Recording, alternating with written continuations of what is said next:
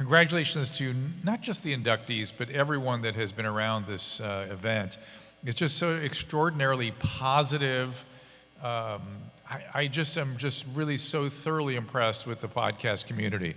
And as someone that kind of moves around in different areas of media, I got to say, this is by far my favorite. So thank you for being what you are. And isn't it great having the freedom to go directly to your audience? I talked about it this morning. To me, that was such an astonishing reality. So let's get to it. Again, this is the 2024 Podcast Hall of Fame induction ceremony, and tonight marks the 6th induction ceremony. And of course, people like my longtime friend Adam Carolla will be inducted, Jesse Thorne of NPR, The Bullseye, and Aaron Mankey, Lore Podcast TV series also. Each have contributed quite a bit and influenced the podcast world. And the reason I was brought in was I was told that Adam was getting an award, and wouldn't I want to present it to him? Adam's not here, you'll notice. Sort of getting used to that with Adam. I don't know, Susan, you ever get used to that? So we're never doing anything with him again. Well, here we are. But I'm glad we are here, nevertheless. And I want to thank the sponsors of the event, Libsyn, Hall of Fame Induction Committee, Podfest EXPO, and Women's Meditation Network. And of course, it's a privilege. We'll have the privilege tonight of hearing from the Hall of Fame inductees. Again, I've said this is a distinct tradition. Podcasting has emerged over the last 20 years as unique and a diverse medium, an intimate medium, as I mentioned this morning. And it allows creators to really get into subjects in the long form, things that they might not have a chance to dig into in other medium where you're worrying about hitting ad and satellite feeds. And we are just there with our audience. Each of our 8 inductees tonight has contributed to the tapestry of podcasting. They've gone beyond the constraints of traditional broadcasting and explored diverse topics, deeper connections with their audiences, and they're not just shows that they're putting out on podcasts, they are really vibrant communities that they have built. And as we celebrate these luminaries, we will also celebrate the medium of podcasting, storytelling, sharing knowledge, building communities. Our inductees have exemplified these qualities, pushing the boundaries of what podcasts can achieve. So, I would like to proceed with tonight's event, recognize the remarkable achievements of these 8 individuals. The induction of the Podcast Hall of Fame is an accolade for their contributions and a recognition of podcasting's unique influence of the modern media landscape. Each inductee will be introduced as part of the ceremony. Then we will welcome each inductee to the stage, or via video, in my case, to offer their thoughts on having been inducted, and you'll get a glimpse of why we are celebrating these great creators. So, to our inductees tonight, I say congratulations. This is a well-deserved honor, and the stage awaits you tonight. So I've shortened some of my comments. I know you've been anxiously out there waiting. There's no point in me belaboring this any longer. Let's get on with this. Welcome to the stage 2 Hall of Fame inductees, Rob Greenlee, 2017 inductee, chairperson of the induction committee of inductees, and Rob Walsh, VP at Libsyn, and 2016 inductee, and they are going to share their mission of the Podcast Hall of Fame and honoring past Hall of Fame members. So welcome them to the stage, please.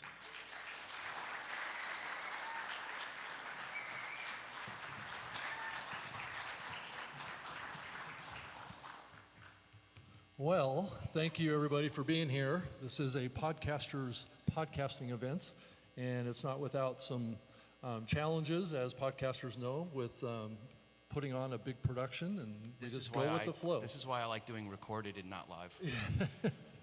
Well, you just got to go with the flow and make it work, right? And be patient and accept that things don't always work. Technology doesn't always work.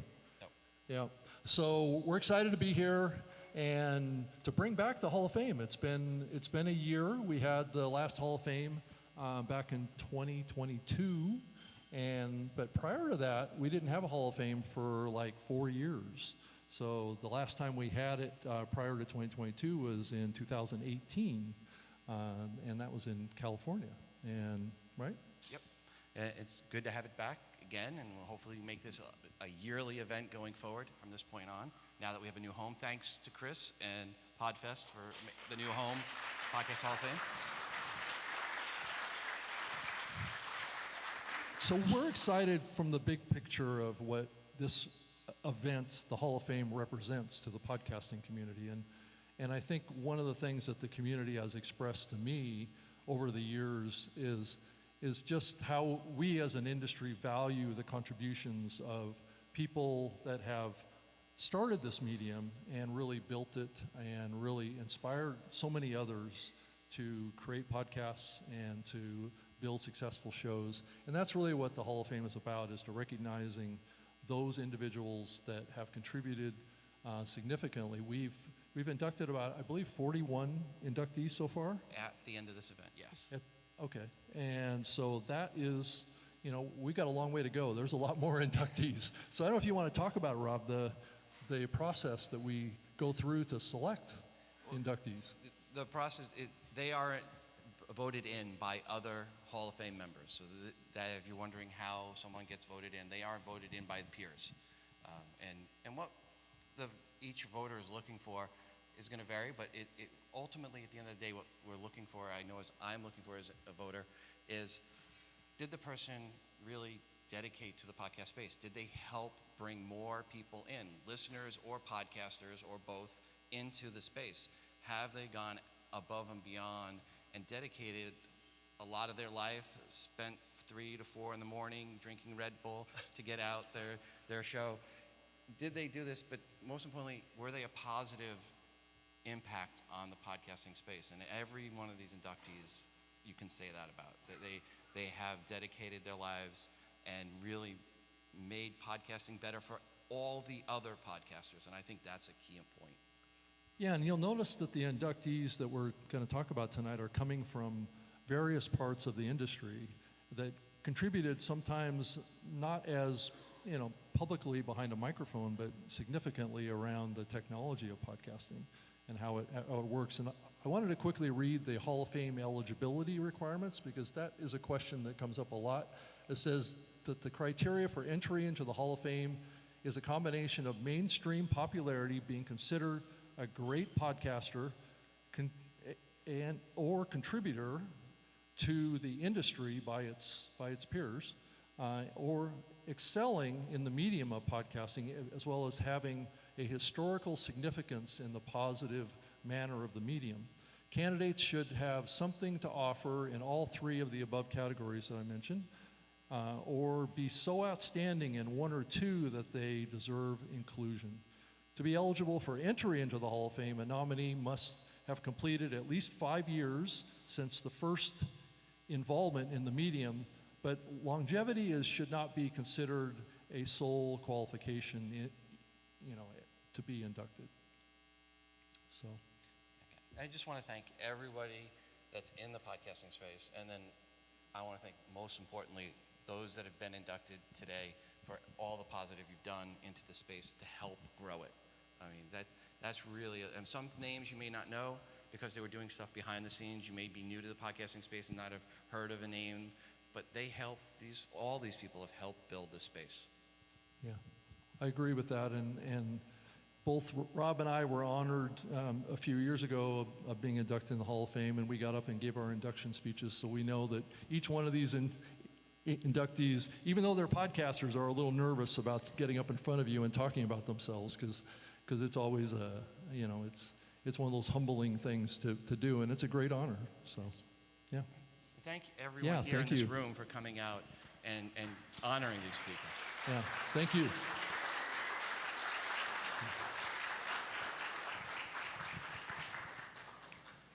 And now welcome to the stage 2018 inductee Dave Jackson from School of Podcasting to introduce our first 2024 inductee, Michael Butler.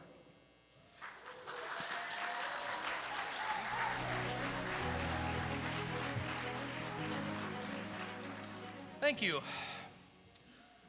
Michael Butler started podcasting in 2004. Exactly.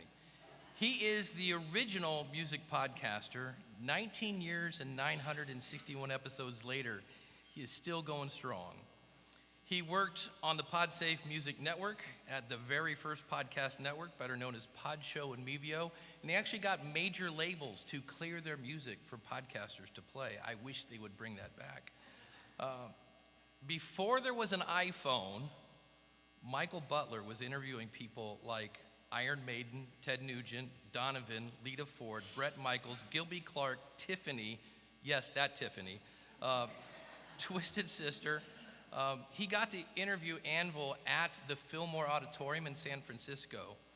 And podcasting builds relationships, and relationships lead to opportunities.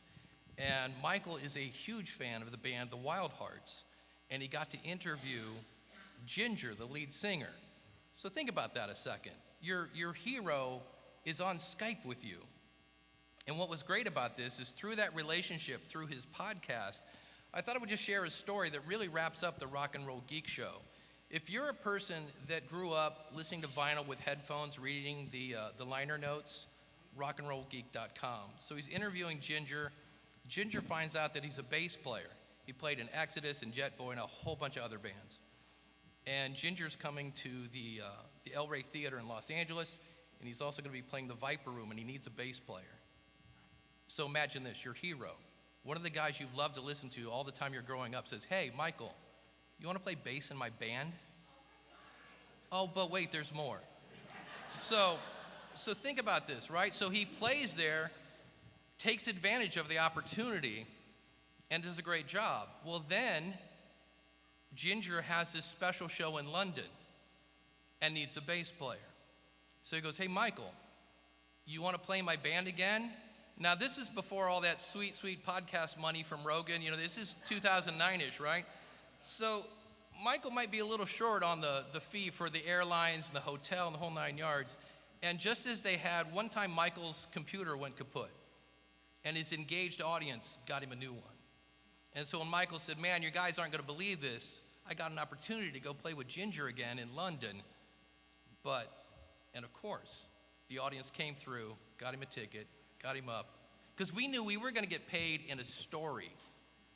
We were going to get paid in a really good story. And to me, that's really what the Rock and Roll Geek Show is about. Yeah, Michael is the ringleader, but it's really, you get all sorts of great reports from all around the world about concerts. And so I thought about this. Rock music is raw, it's authentic, it's entertaining, and it moves you. Michael Butler and the Rock and Roll Geek Show is raw, so authentic, so entertaining, and he moves me. So that is why it's my honor to induct Michael Butler, the Rock and Roll Geek, into the Academy of Podcasters Hall of Fame.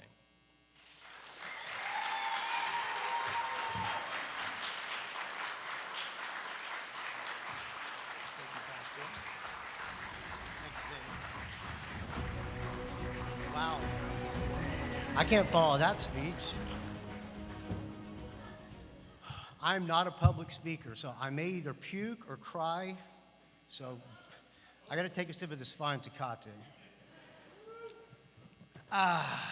It's like the fourth one of the day. You know what they say about the fourth one, right? Always the best. Woo. So as a musician, I pay attention to the Rock and Roll Hall of Fame. And you see all these bands who get passed over year after year, and they all say the same thing when you see an interview. They talk about the Rock and Roll Hall of Fame, and they go, I don't want to be part of that organization. It means nothing. It's a big circle jerk, this and that. And then they finally get inducted, and they all get up there and they say, what an honor it is to be included in such a fine, esteemed group of talented people, and what a respected organization this is. So after almost 20 years of doing a podcast and getting passed over year after year, I'd just like to say how honored I am to be included in this esteemed group of talented people.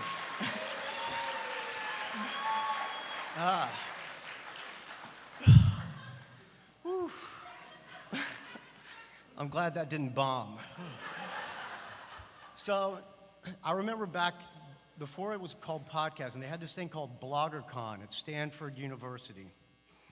And Adam Curry was doing this talk about this new thing called podcasting. Back then, there were like maybe 6 people doing a podcast. Now, as you can see, there's maybe 6 people who don't do a podcast. So this guy, Dave Slusher, who's at a show called Evil Genius Chronicles, he gets over on the microphone and he says, I listen to the Rock and Roll Geek Show and I feel like I'm friends with Michael Butler, and I've never met the guy. So Adam Curry gets on, he says, hey, Michael, you here? Can you stand up? So I stand up. Everybody in the room applauds. I'm like, what? They're paying attention to me, this kid who's doing a show in his bedroom? I'm like, I don't know if you saw that movie, The King of Comedy, with De Niro. His mom's yelling at him from upstairs, keep it down, because I'm trying to cook dinner or watch TV. My wife and kids were telling me to keep it down, doing the podcast in my bedroom. I was this shy little introverted misfit, and it felt so good. I couldn't believe people were listening. So next thing I know, Adam calls me about 2 months later and says he's starting this podcast company called Pod Show.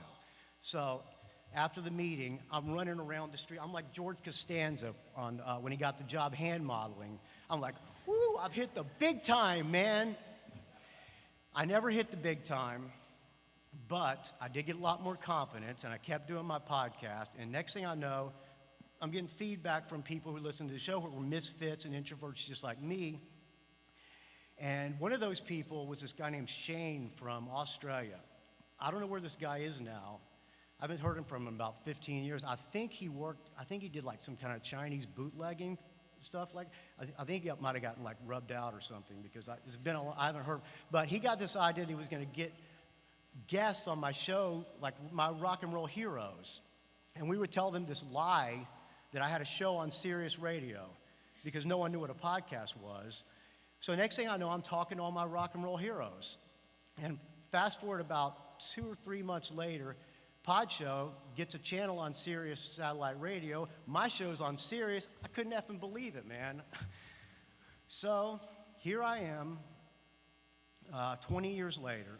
And so another thing, all these people sitting at my table right here, I never met any of them. They're listeners of my show, except for my stepdad. They're listeners of my show. And all those people that I've met, every single one of those people has been like the coolest people I could ever meet in my entire life. And since then, this little misfit has built a community of like-minded misfits who love rock and roll and love to talk about it. And that, to me, is the best thing about doing this podcast. So I'm really grateful to be here. And thank you for having me. I hope it's okay if I could thank a few people first. I'm going to break down and cry like a effing pussy. I know it. So, all right. First, I'd like to thank Adam Curry and what's his other guy's name? Dave Weiner, for inventing podcasting. I'd like to thank all the record labels and bands and PR companies who send me music and ask me to play it on my podcast. I would like to thank Todd Cochran, Rob Greenlee, Rob Walsh, Dave Jackson. These guys do it from the heart, and I appreciate them. Most of all, I'd like to thank all the friends of the Rock and Roll Geek Show who support the value for value model. Without your show, this show would die a horrible. Without your support, I wrote this. Haven't looked down at it yet, so take that, everybody who reads there. Without your support, this show would die a horrible, putrid, stench-filled death. Mad at Dad is dead. Long live Mad at Dad. I take a sip of this fine Tecate to you, friends. Stay frosty.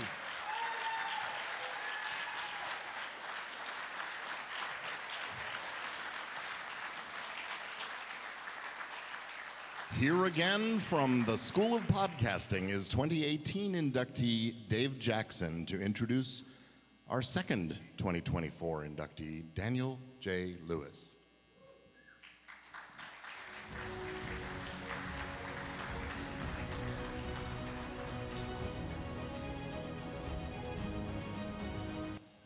Did you miss me? All right. I'm here to talk about the many ways Daniel J. Lewis has helped the podcasting community, and literally just some of his accomplishments along the way. He started off with a show called The Ramen Noodle, back in April of 2017. And then later, Daniel was listening to some of these podcasts about podcasting, but they weren't really talking about what he wanted to talk about. How dare you?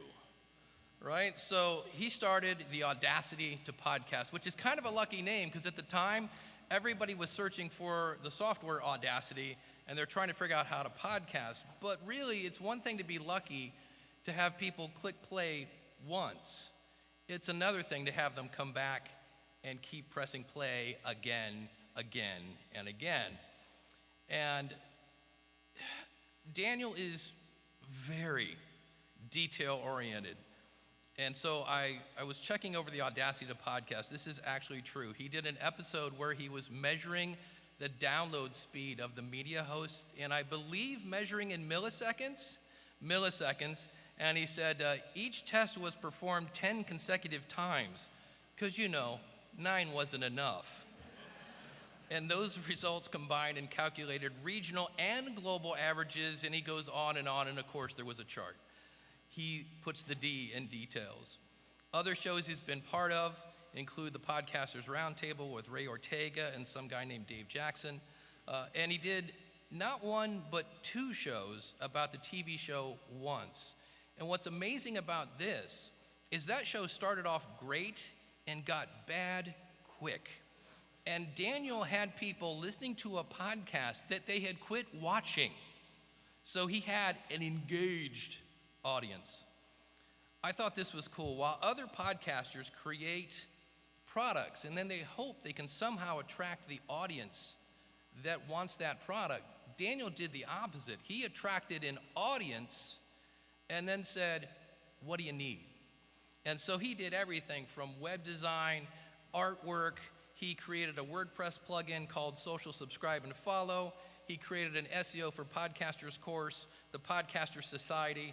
This one was hand-built for him. In fact, you've probably seen his stats this week at Podfest, Podcast Industry Insights.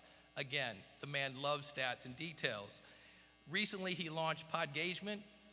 Why? Because he listened to his audience and he gave them what they want. It gives you tools to engage your audience. And if everybody knows about audience engagement, it's Daniel J. Lewis. And while he loves podcasting, he absolutely adores his son. And when he was awarded full custody, he stepped away for podcasting for 5 years to be a full-time dad. He's now back producing the Audacity to Podcast, co-hosting a show called The Future of Podcasting with some guy named Dave Jackson, and is involved, I'm very happy to say, with the Podcasting 2.0 initiative. Because again, Daniel is doing what he does best. He's thinking outside the box, he's listening, and he's building a community and helping the podcasting space move forward. So once again, his peers have voted him into a respected establishment, and that's why it is my absolute honor to induct Daniel J. Lewis into the Academy of Podcasters Hall of Fame.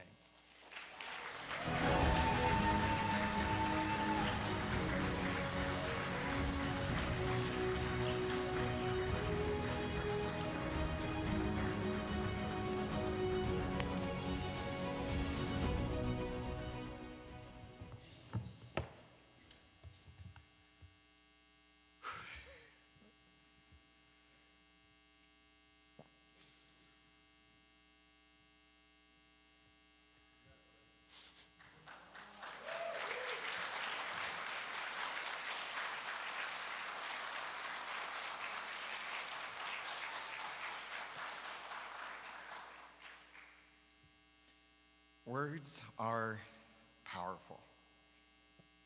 So powerful that they can change minds, inspire action, win friends, and create opportunities, or they can destroy all of that. But it was with the spoken word that our universe was created, and it is with the written word that our eternities can even be changed. I've long had a fascination with words. I think it started with, and that audio drama even led to my first business as a teenager, selling and marketing. I also started public speaking when I was only 13 years old in front of a grading committee of one. The Air Force Lieutenant Colonel, my father, who along with my mother, I'm so happy to have here tonight, and my sister watching nearby. And Dad and Mom, I must confess to you, you've been part of my social experiment. Now that you know what a podcast is, and have listened to some yourself, all without my being a good son and pressuring you to, I know that podcasting is truly mainstream. So thank you for your contribution to science. I discovered podcasts in 2005 when my 2.5-hour-long daily commute to my dream job, the dream job was great. The daily commute, however, was draining my soul, and local talk radio was frying my brain cells with the advertisements and sports ball stuff. But a coworker started raving about this thing called podcasts, coming to iTunes 4.9. So I checked it out, and I was immediately hooked. I got so deep into podcasts that my day job had to put a firewall on iTunes because when you would download the episodes, which I would always download, my favorite episodes, it would crash the network and break the internet for us. But that didn't stop me. I would get to the office early or stay late just so I could download all the episodes of my favorite podcasts, which I then loaded onto my laptop computer, which I then put in the passenger seat of my car so I could listen to the episodes while I was on that commute. The episodes coming through the speakers in my laptop computer. Because after all, at home I had a insufferable dial-up internet connection and couldn't really download any podcasts back then. And yes, it truly was a dark and savage time back then. Like probably all of you, I immediately started thinking of the podcast that I could host because I felt like I had something to share. I understood the process enough, and I even heard podcasts that validated some of my ideas. However, the torture of perfectionism kept me from launching any of those ideas until I heard from two people around the same time. Luria Petrucci, then going by Callie Lewis, and the other was a local friend I had just met because I wanted to know if anyone in all of Cincinnati was on this new thing back then called Twitter. And that friend was Cliff Ravenscraft, the podcast answer man. Are we still contractually obligated to say that whenever we say his name? I think we are. But they both said in their own ways, just start. So in April 2007, I finally did just start. But again, my struggle with perfectionism meant that even that 10-minute clean comedy podcast was basically a pod fade in progress with only 9 episodes in my first 2.5 years. Nonetheless, podcasting forever changed my life. And I believe that podcasting was even a thing God used to save my life. He had podcasting there for me when I messed up a relationship and the depression turned my dream job into a daily torture.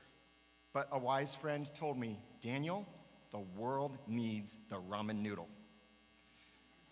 God provided podcasting as a path from that job to my new dream of entrepreneurship.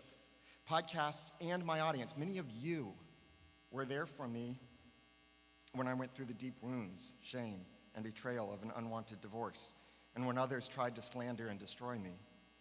And podcasting is still there for me, enabling me to help others and serve my greatest earthly calling, loving my son, who is here tonight.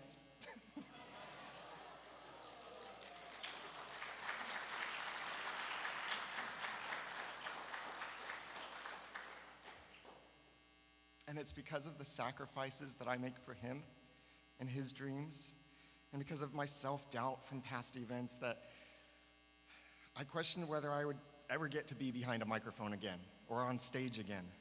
But podcasting kindly pulled me back in, like friends and loved ones around a warm campfire. So I guess what I'm saying is podcasting would you marry me? I could go on for hours about why I love podcasting and how we can all make it better for everyone, which is exactly why I have a podcast, to do exactly that thing. And I do a lot of other things too, to help pour into the podcast industry and pour my heart into it. And many others have challenged, inspired, and helped me. And I wish I had the time to tell you all the reasons, but I want them to know they each played an important part in my story. Dad and Mom, Focus on the Family, Jerry Goldstein, Ken Ham, Dan Zerdell, Mark Chichera, Steve Jobs, Rod Martin, Leo Laporte, and the original cast of Twit, Luria Petrucci, Mignon Fogarty, John Wilkerson, Jeff Roney, Joel Lineweber, Matthew D. Jordan, Jason Rennie, Daniel Johnson Jr., Cliff Ravenscraft, Angelo Mendato, David Denna, James Kennison, Dan Miller, whom we lost just last Sunday, Justin Lucas Savage, Steve Stewart, Emily Prokop, Todd Uterstadt, and Jenny Carr, as I once knew her. And I'm so grateful for the talented people I've gotten to work with. John Buchanan, Ravi Prakesh Singh, Steve Moody, Mark DeCote, Steve Lee, Dave Lee, Lex Friedman, Jessica Kupferman, Heather Osgood, Dave Jackson, Ray Ortega, Jeremy Laughlin, and the many other co-hosts in my past podcasts and Noodle Mix Podcast Network. Also Gordon Firemark, Todd Cochran, Rob Walsh, Rob Greenlee, Mark Asquith, James Cridland, Eve Otera, Jordan Harbinger, Dave Jones, and of course, the Podfather, Adam Curry. In the morning! And it's been my joy to educate, advocate for, and innovate for all kinds of other podcasters through my podcasting products and episodes of the Audacity to Podcast, and I will now read the names of all my audience members. I started my deeper journey into podcasting and continue to seek innovation in the industry for you because I want you to someday be on someone else's list of inspirations.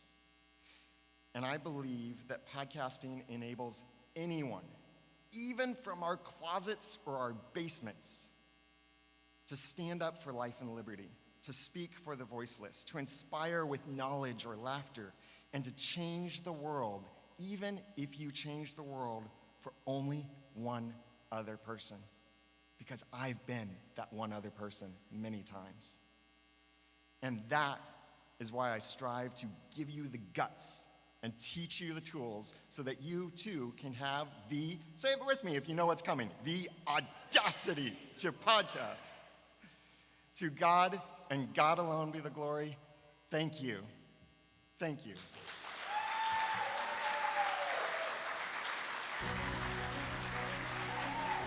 Here again, 2017 inductee Rob Greenlee of Spoken Life Media to introduce our third 2024 inductee, Doug Kay.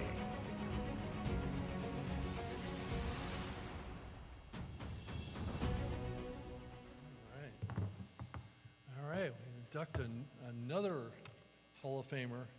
Tonight I'm thrilled to welcome a true podcast visionary, and his name is Doug Kay. I'm sure many of you maybe not have heard of Doug, but I'm honored to induct him into the 2024 Podcast Hall of Fame. Doug's groundbreaking work in 2003 with IT Conversations and the later Conversations Network was a pioneering early podcast network that fused technology and business discussions in powerful digital dialogues. So really getting to the core of what podcasting is all about. These platforms were more than just digital recordings. They were knowledge hubs. And that's what he was building, was a knowledge sharing platform. And so he had shows. I had a show on his network back then myself. And really, I think, had a significant influence on the shaping of technology, because he's a technologist as well, and podcasting. So he was, that's one of the common threads about the early podcasters, is that they were oftentimes geeks. I was a geek. Many of the people that have been up on stage here were really geeks as well. So you had to be a geek in order to do this, because we were hand editing RSS feeds. But But Doug also co-founded a company called Gigavox Media, which had a couple of other networks underneath that, that larger company, Open Source Conversations, which was a big issue. That topic of open source software was huge back then in IT conversations, and he started a podcast academy, which is, you know, there's one now, but he started one way back then. And he also co-created with Bruce and Malcolm Sharpie and Norman Lorraine the Levelator audio enhancement tool, which is still available today and used. I use it for many of the podcasts that I use today, and it was invented like back in 2006. So it basically adjusts the audio levels and of WAV files. So it basically combines normalization, compression, and limiting processes to a very simple process of drag and drop your WAV files into this this optimization software. The Levelator software was built based on Doug's work, and this is what was really revolutionary about what Doug did, is that he was dynamically assembling varying levels of audio segments to create unique episodes. So he would record these separate segments that would be maybe at different volume levels, and he would dynamically insert them together and then normalize them with this Levelator technology that would create a complete professional sounding episode. So he could create this in a, you know, like a section production type of thing. And I tried to participate in this myself, and sometimes I didn't meet his expectations because he's very, very detail oriented and he's an audio engineer. So I learned a lot from Doug as well. And so Doug also has a very diverse background in IT and as a programming person as well, and held various executive level jobs in Silicon Valley and laid the foundation for really the innovative contributions based on his technology to podcasting. So he's also a book author. He authored a book called Loosely Coupled, The Missing Piece of Web Services. So he was very early in the kind of SaaS web services area as well, that gave deep insights to web services and enterprise computing, and it really reinforced his status as a tech thought leader back in the early days of technology. So moreover, Doug is also a passionate photographer, and he continues that today. And it really showcases his artistic abilities as well as technology talents. Anyway, so let's applaud Doug Kay and a well-welcomed and well-deserved inductee into the 2024 Podcast Hall of Fame. Congratulations, Doug, if you're watching this, on this extraordinary contribution that he has made to podcasting. And let's now hear from Doug via a video to accept his induction, as he could not be here to join us. Hello, and thank you for this great honor. It's a pleasure to be here, if only virtually.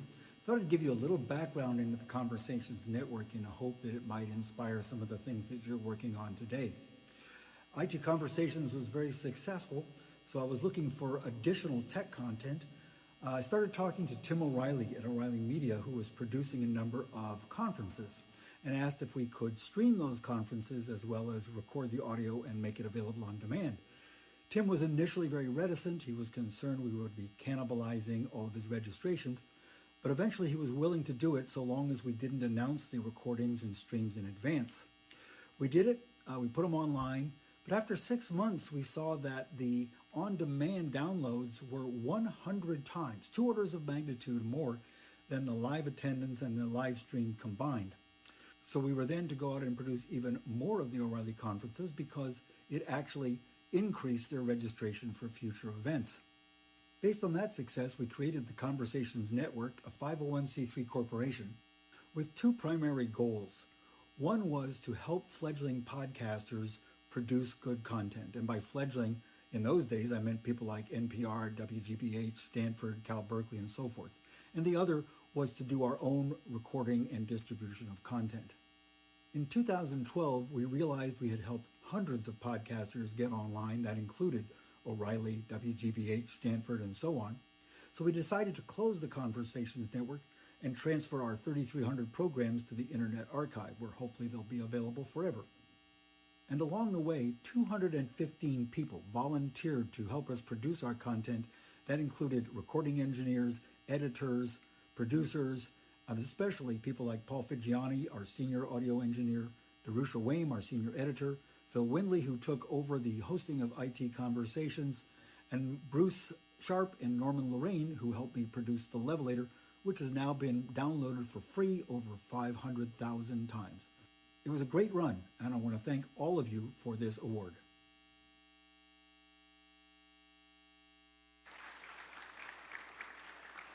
To introduce our fourth 2024 inductee, Lori Sims, please bring back to the stage from Libsyn 2016 Hall of Fame inductee, Rob Walsh.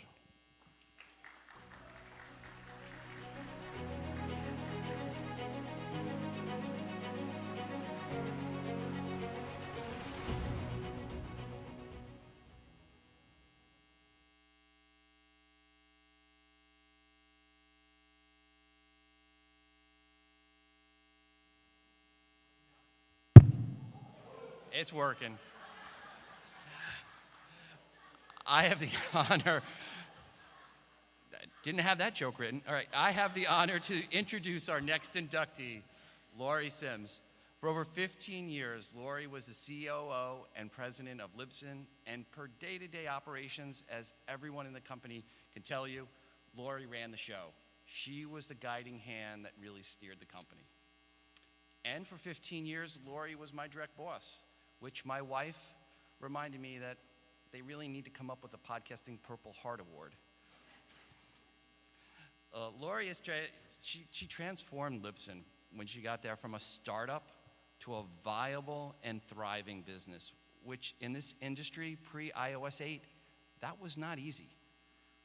How many people remember Podshow, or Mevio, or Poddango, or GarageBand.com, or Signal Leaf, or Blip.tv, or Podcast Spot, or on and on and on. There have been so many failed companies in this space.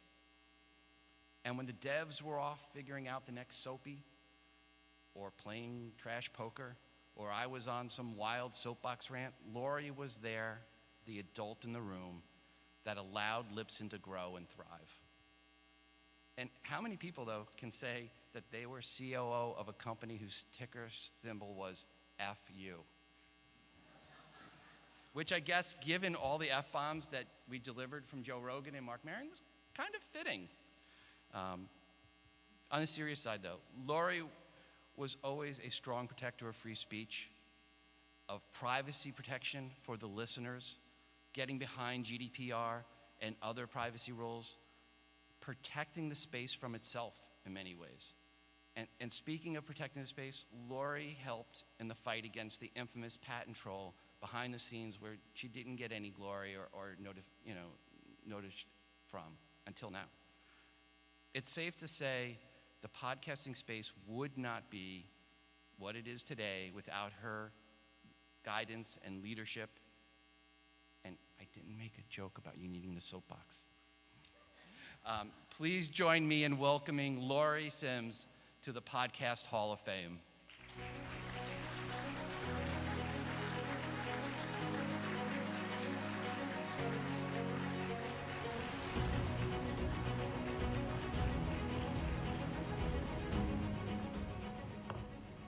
Dave Jackson warned me about this award, so I'm going to try to gingerly put it up here.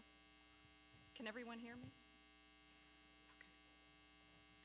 Good evening. I would like to start out by congratulating the Hall of Fame honorees from the past and tonight's fellow inductees. Also, congratulations to Podfest on their 10th anniversary. I am thrilled to be here tonight with so many familiar faces, names, and talented storytellers. Full disclosure, really more of a disclaimer, I'm an engineer, like my father, and I possess many of the stereotypical engineering traits. He and I are outnumbered in our family. My husband, who is also here, is very outgoing. He's known for a sense of humor and often in demand for toasts, roasts, and to MC events. He, along with my mother and sister, embrace the social side. I can also safely say, as Rob Greenlee pointed out, a little bit of a geek here. But engineers and podcasters have a lot in common, really. We love bright, shiny new things. We embrace technology. We like process, problem solving.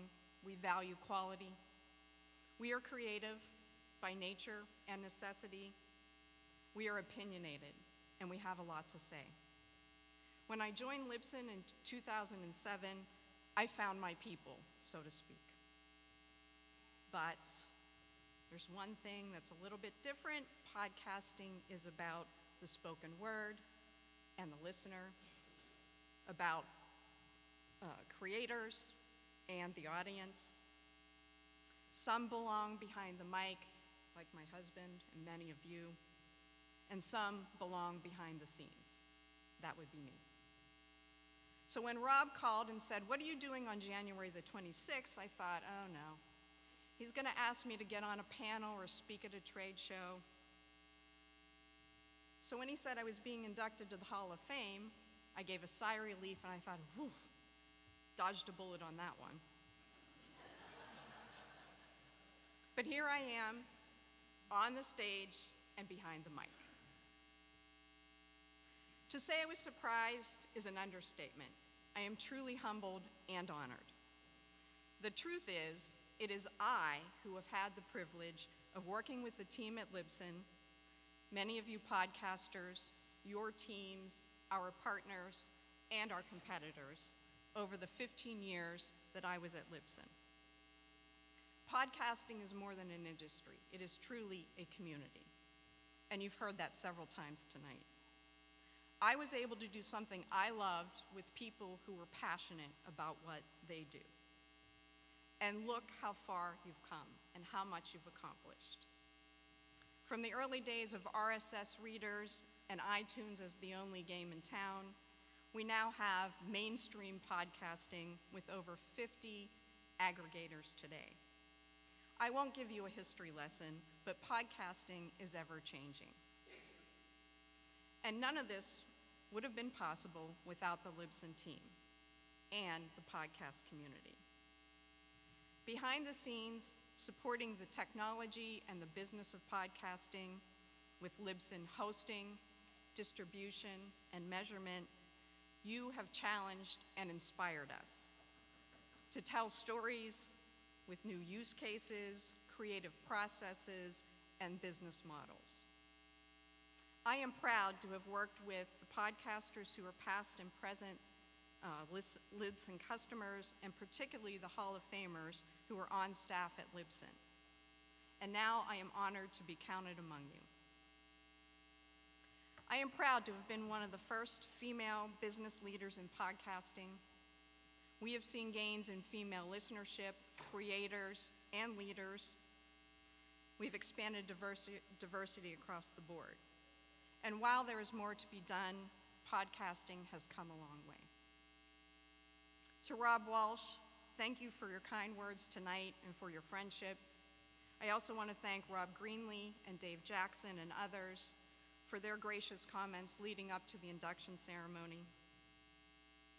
To the Podcast Academy, I am truly grateful. To my colleagues and friends at Libsyn and to my family, thank you for your support. And particularly to my husband for his unwavering encouragement, thank you. In closing, I am thankful for the opportunity to have been part of this journey. I will be listening. I can't wait to hear what you guys do next. Thank you. Good night.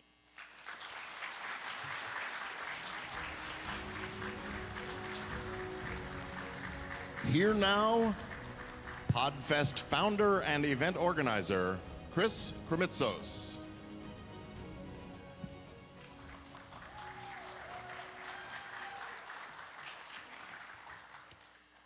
My first Hall of Fame was seeing my friend Dave Jackson from the School of Podcasting get inducted a few years back. And seeing Dave Jackson almost show some emotion by almost crying was a personal highlight. For me, the Hall of Fame serves as a reminder that there are individuals that laid the foundation for those of us that came after. I know many of these people started a decade before I even started helping people at meetups, and I remember a decade ago people saying, I don't understand what this word podcasting means, and how much will it cost me to listen? So I could only imagine what they went through in the infancy of the medium. And coming from Greek immigrants, I was very fortunate to go back and visit my grandparents who had a very small farm. Then my parents came here to America to set up a life for my brother and I to have a better life. And what I am very aware of is things just don't happen. People like tonight's inductees had to set a foundation for the next group to build upon it. So I can't tell you how much Podfest appreciates the foundation you laid down that the rest of us walk on. So for that, we thank you. And we just want to wish the inductees more amazing podcasting success so we could listen. But thank you for laying the foundation for the rest of us. Podfest is truly proud to host the Hall of Fame and proud to see so many amazing people have done so much amazing work in the medium. Thank you.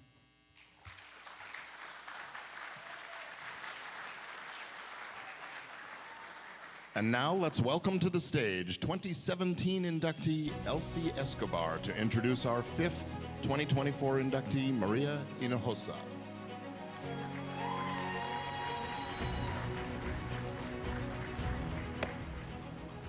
Hello, folks. How's it going? Oh my goodness, I have to say I was more nervous to do this than when I was inducted into the Hall of Fame, I have to say. So here we go. Yes, here I go. It's about 2006 on a bus in LA. I loaded my iPod 5G with podcast versions of NPR radio shows, because that was really about the only thing that was there during that time. And I heard a voice that would change my life, Maria Hinojosa. As a correspondent on NPR, she wasn't just reporting the news, she was shattering stereotypes and celebrating Latino identity. I saw myself reflected in her stories and heard my culture authentically represented. Maria's storytelling resonated deeply with me. A Salvadoreña grappling with the nuances of my own identity. She taught me the power of language, affirming that switching between Spanish and English was not only natural, but something to embrace with pride. She showed me that my command of English, accent or not, didn't diminish my Latina identity. Through her work, I was introduced to a mosaic of Latino voices, each challenging the stereotypes I grew up with and expanding my understanding of what it means to be Latino. Maria's journalism has been a beacon of representation, especially in how Latino stories are reported. She taught me that illegal is not a noun, reshaping my perception of immigration narratives. Her accolades, including the Edward R. Murrow Lifetime Achievement Award, which she just received this month, and 4 Emmy Awards, barely scratched the surface of her impact. As an early adopter of podcasting technology, Maria harnessed this medium to magnify Latino voices, blending journalism with empathy to tell stories that matter. As the anchor and executive producer of the Peabody Award-winning show, Latino USA, distributed by PRX, as well as co-host of one of my faves, In the Thick, Futuro Media's award-winning political podcast, and the Pulitzer Award-winning Suave, She has not only highlighted critical issues, but has also humanized the people behind the statistics. Through Futuro Media, Maria has built a platform that champions diversity and inclusivity, ensuring that stories often sidelined by mainstream media find a voice. Her contributions to podcasting and journalism are monumental, making her induction into the Podcasting Hall of Fame not just a celebration of her achievements, but a recognition of her role in shaping the narrative landscape. Estoy increíblemente emocionada y orgullosa that I get to introduce Maria Hinojosa into the Podcasting Hall of Fame. While Maria couldn't join us in person today, she shares her gratitude and reflections in a special video message. Congratulations, Maria. Muchísimas gracias for your indelible impact on our stories and our life.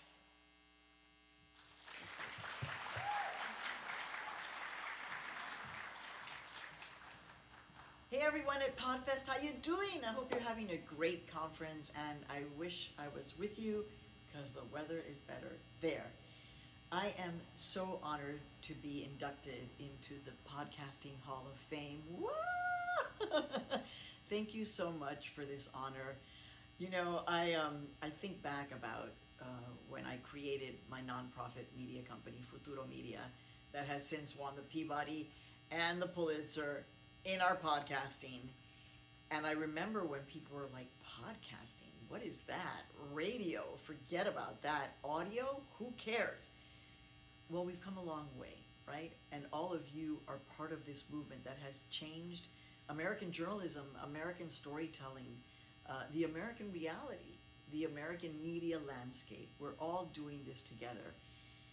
And a lot of this is about just not giving up, right? Believing in something like a podcast concept.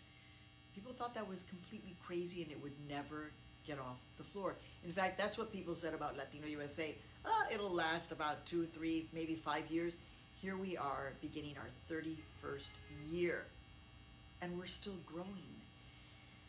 But you know, I think about how the work that we do is so much built on trusting our gut, on knowing that we have this platform to tell these stories. I just want you to know that when I was thinking about Suave as a podcast, which ultimately won the Pulitzer, people thought that was a crazy idea. Just the fact that I had been receiving phone calls for 25 years from a guy in prison who was never going to get out. And a lot of that was just trusting my gut that there was a story here and that telling it in an audio form was the way to go, not a video documentary. And in the end, trusted that gut. So I hope you continue to trust your gut, to tell those stories, to produce that podcast that you know is a hit, just waiting to be told. And maybe not all of our podcasts are big hits, right? But they are connecting with people because that's the beauty of audio. So I'm still creating, still imagining. I've got a lot of new podcast ideas. Some of them are going to be really surprising to you, which is the idea, because I'm in this. I'm in this as a journalist and as a podcaster, and your belief in me is only making me go even harder in 2024 and beyond. So take it from me, you go hard in 2024 and beyond. And thank you so much for this honor. Muchas gracias. Estoy muy agradecida y que existan muchos y muchos más podcasts en inglés y en español. You got that. Love you.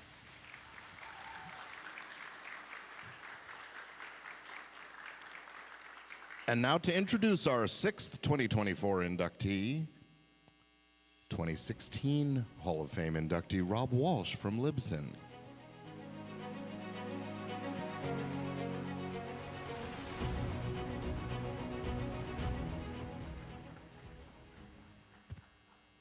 It's working. I have the honor to introduce our next inductee, Aaron Mahnke. Aaron is one of the most successful podcast producers in the world. He began his podcasting career as co-host of the podcast you all know so well, Homework. Okay. Maybe a few of you might not have heard of that podcast.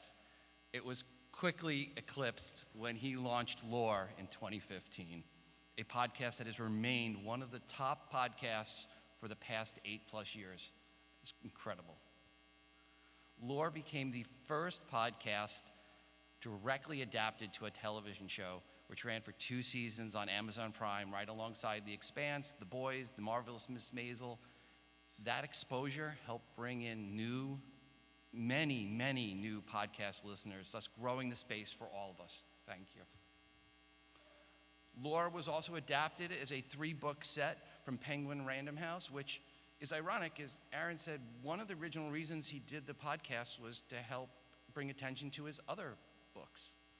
On a personal note, Aaron's interview on Podcast 411 was the most downloaded interview by a wide margin, beating out Quincy Jones, Ronald Moore, and Rich Eisen, and all other guests. Not even close. In addition to Lore, Aaron also has the podcast That's Just Weird, which probably would go back to that last stat I just gave, Harlots, and Cabinet of Curiosities. In 2019, Aaron also published his first comic book series through Wellington, through IDW. Aaron has been a great acolyte for the podcasting space, delivering the tough truth to many that there is no shortcut or magic marketing bullet. It takes great content, word of mouth, to be successful, and it's hard work. I think Travis Kelce said that too. That hard work has paid off for Aaron with almost 500 million downloads for Lore and counting. Please join me in welcoming Aaron Mahnke to the Podcasting Hall of Fame.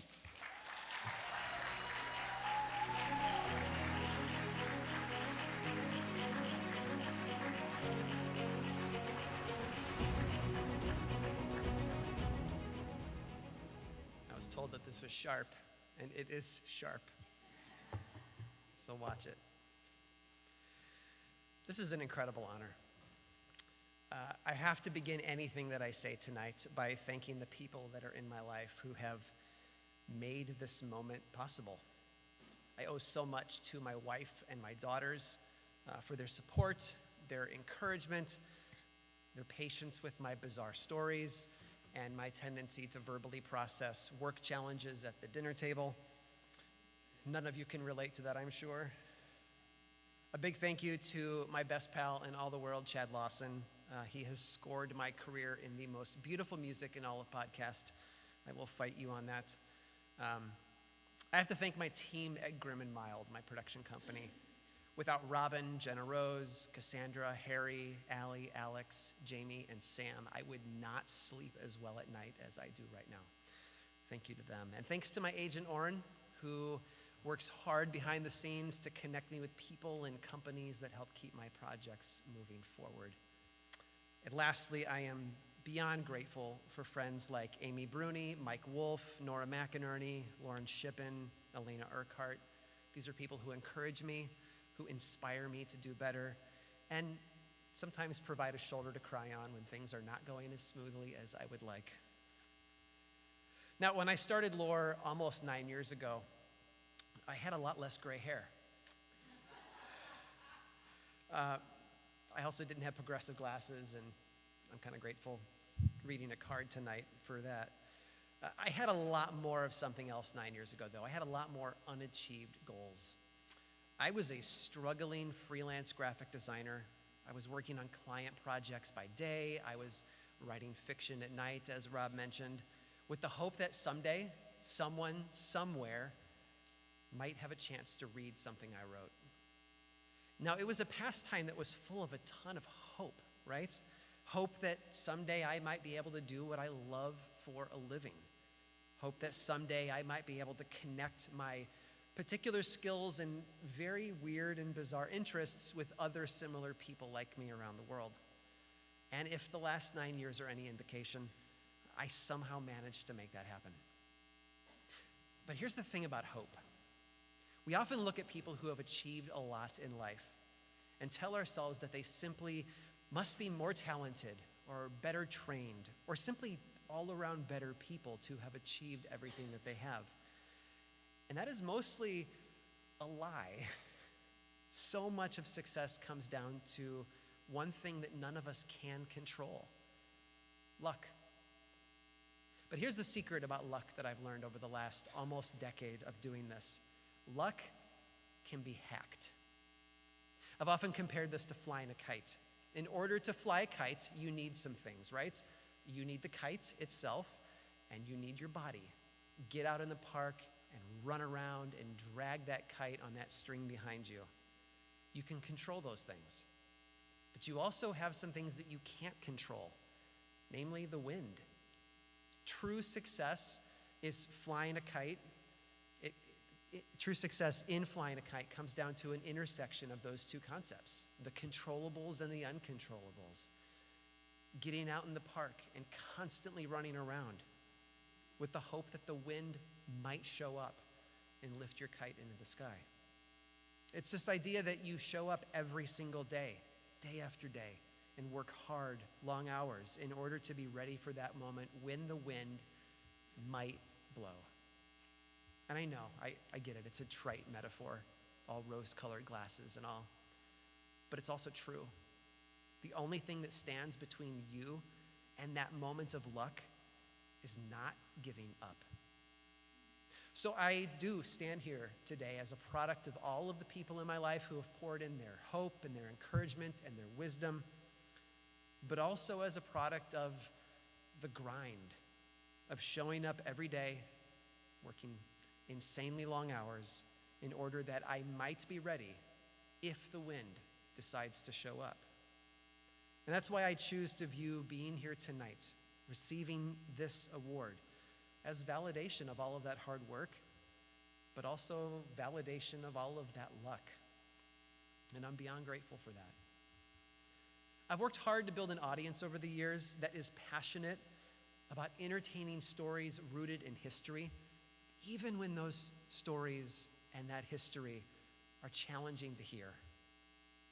And I've built those stories on an inclusive and diverse foundation. And after nearly a decade of doing this, after a successful TV show, a number of books, 500 million downloads, all of these things that Rob talked about, after doing all of that, I can confidently say that when you build a podcast on that kind of foundation, it not only works, but it thrives. Thank you.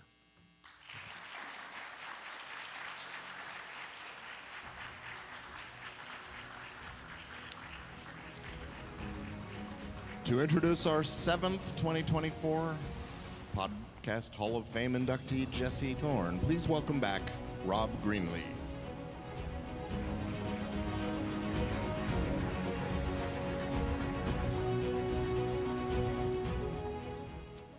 Yeah, I'm happy to be back on the stage to induct another Hall of Famer. I'm honored to induct Jesse Thorne. Jesse is a longtime host and producer of Bullseye and Jordan Jesse Go podcasts, and is co-host and producer of Judge John Hodgman podcasts for quite a while as well. He's the founder of Maximum Fun Podcasting Network, which produces and distributes dozens of podcasts and really helped the early example of a modern podcasting network. In 2023, Thorne led the company through a trailblazing transition to being a fully employee-owned cooperative company, which was groundbreaking in the podcast industry. He remains at the company both as talent, so he's continuing to be a podcaster, and creative executive, helping others. The Bullseye podcast began as the sound of young America in 2000, while Jesse was still a student at the time. So in 2007, the same show became distributed by Public Radio International, making Jesse the youngest national host in public radio history. So Jesse was really a groundbreaker. The show became Bullseye in 2012, and in 2013, it became distributed on NPR. And it currently airs on national public radio stations around the country. Jesse also hosts and helps produce a program called Put This On, one of the country's most popular web series and blog about men's style. And as you'll see in his video acceptance, Jesse definitely has style. And he's also hosted The Grid, a culture recommendation program on IFC, and The Sound of Young America on Current TV. So he's had a lot of work with television as well, and has had TV appearances on the IFC, Comedy Bang Bang, which origined as a podcast as well through the Earwolf Network, and FX's Archer, which was an animated series. So he's a native of San Francisco's Mission District, and Jesse now lives in Los Angeles with his wife, podcaster and author Teresa Thorne, his 3 children, and 2 dogs. So let's give a resounding applause and welcome to Jesse Thorne, a well-deserved inductee into the Podcast Hall of Fame. Congratulations, Jesse, on your extraordinary achievements in being a person of impact in the podcasting medium and public radio, frankly. Let's now hear from Jesse in his video to accept his induction tonight, because he couldn't be here. So, thank you.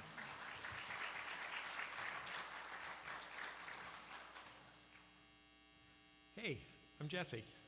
First of all, this is such an incredible honor that it's hard for me to convince myself that it's not a trick.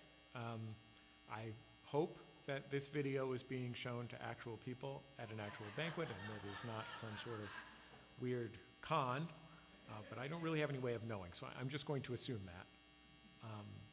My congratulations to all my fellow honorees. Aren't we so lucky to be here? My thanks to whoever chose us for this incredible honor. I think possibly the Baseball Writers Association of America. I genuinely don't know, but thank you. Thanks to Libsyn, who are not only the sponsors of this event, but also sponsored much of my early career by giving me unlimited downloads for $20 a month. I don't want to make a huge, giant list of all the folks who've helped me, but suffice it to say that even when I was a one-man band, I wasn't really a one-man band.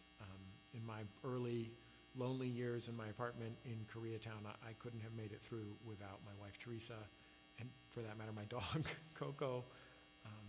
They really were lonely. It was scary. I was broke. Thanks for everything you did for me. And I want to thank my colleagues, John and Jordan, my on-air buddies, for creative collaborators for, I don't know, decades now. I'm so lucky that once a week I get to bask in the light of your talent. I'm so lucky to have them as caring, honest, committed partners. A lot of folks in the early days trusted me with their work. Thank you to them. Nick and Julia, Colin, Mario, Chris, Brian. I'll never be able to repay you. Thanks to our managing director, Bikram, and especially to all of my fellow worker owners at Maximum Fun. I am so proud to share this work with you. And also to my old school podcasting pals, my friends in the industry, Matt and Jimmy, Ira, Jad and Robert, Mark, Roman, Brooke, Helen, Chuck, Reggie, may you rest in peace. That's just some off the top of my head. I'm so grateful to be in community with you. Now, I spent a long time thinking about how to spend this little bit of time at the end here that I have with all of you watching. And I think that this is what I want to say.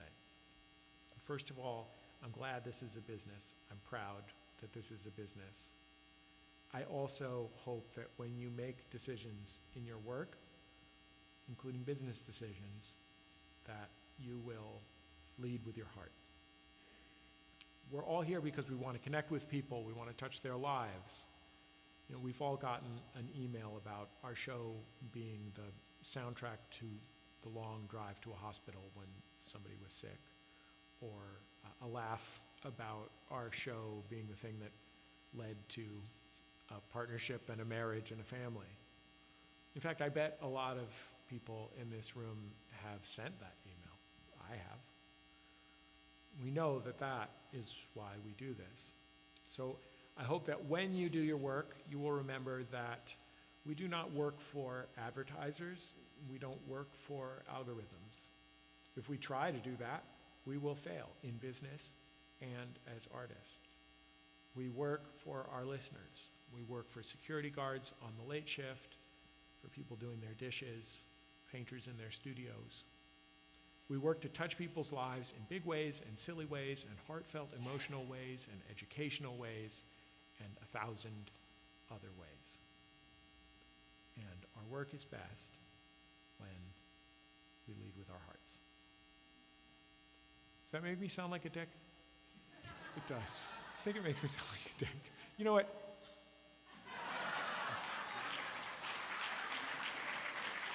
To introduce our 8th and final honoree of the evening, please welcome back Dr. Drew Pinsky.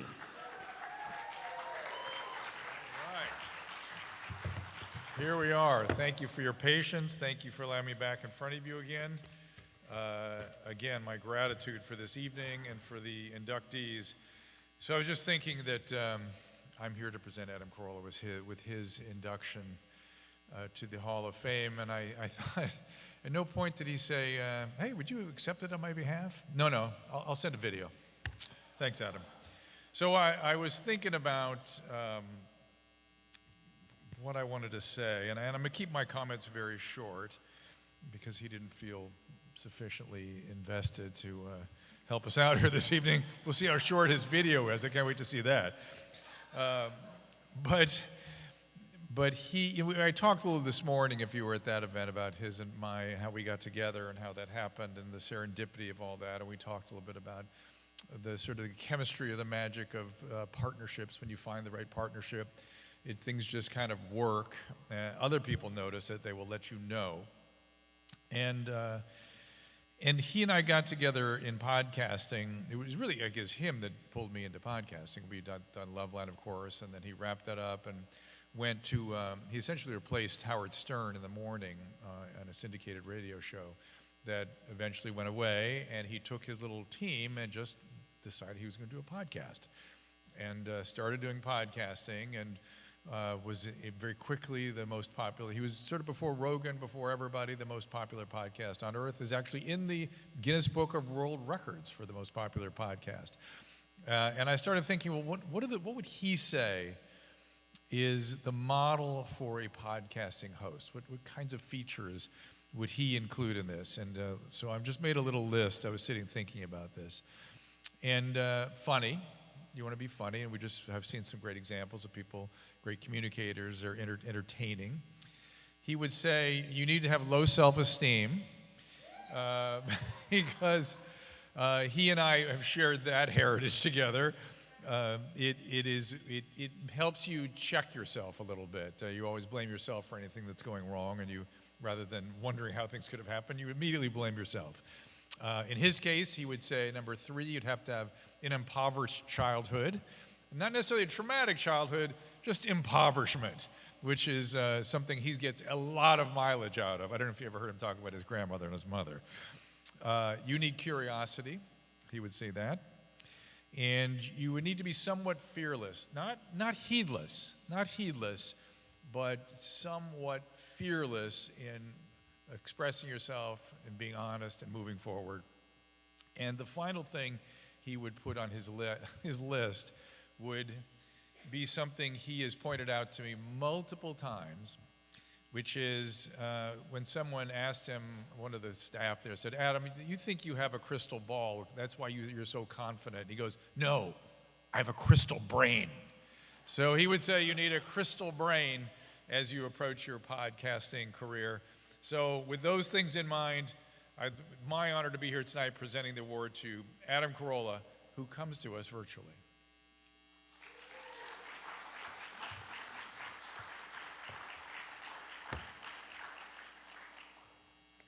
I hope he sent the video. Susan, call Adam. Adam Carolla's video could not be with us this evening. Would you kindly accept on his behalf? Are you serious? Oh, we got it. Okay, all right, good. I was going to put him on the phone if that was the case. In fact, I should do that anyway.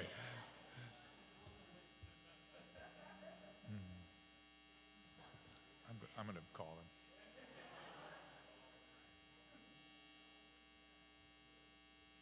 We'll give these guys a chance to cue things up.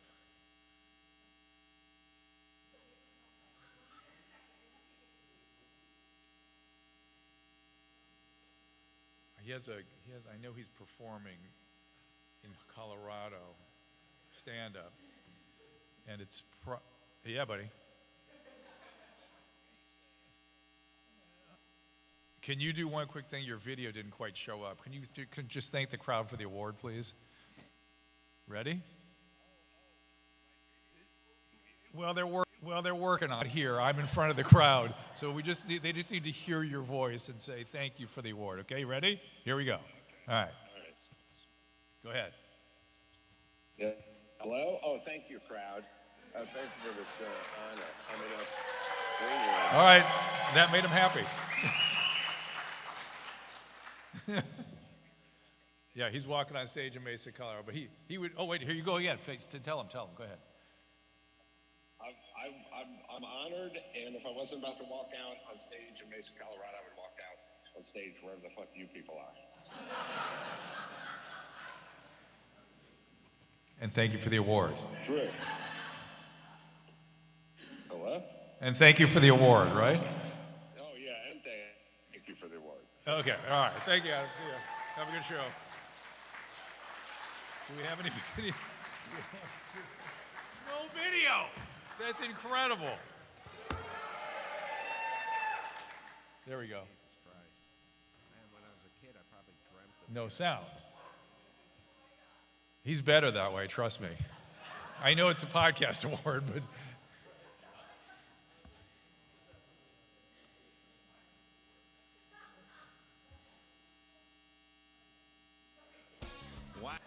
Wow. A Hall of Fame. Little. Well, let's hear the audio without the visual. It's okay. It's a medium of the mind.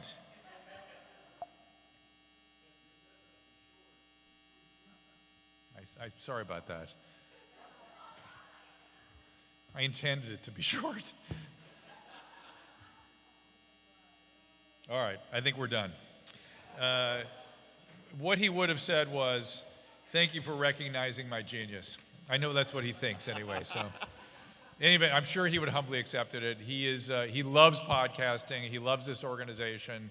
It's the fact that he picked up the phone was awesome.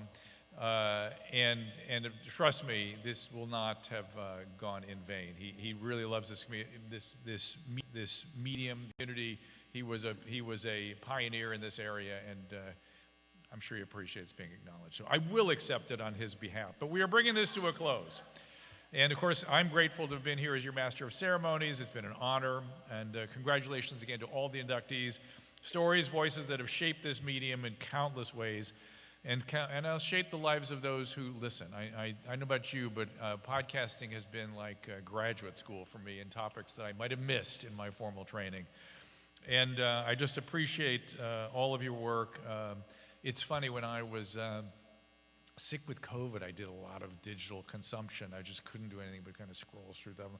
And I was so grateful for people that were creating content. So congratulations for that.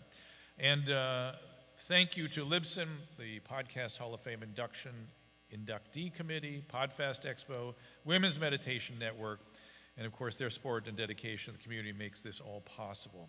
So we continue together into the future. Please visit Podcast HOF, that's homeofficefrank.com, HOF, to see all the inductees or Hall of Fame. All 48 are there. I see you struggling to try to bring Adam back. Are you going to give it one last shot? Let's call it an evening. Thank you all for being here. Congratulations to the inductees.